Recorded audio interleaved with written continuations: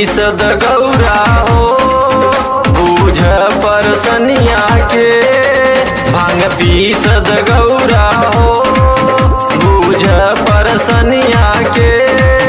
जल्दी करन कर मना जी हम हई राउर भोला जी। लाई सिल बट्टा देर न लगाई पीस के पियाद ताजा।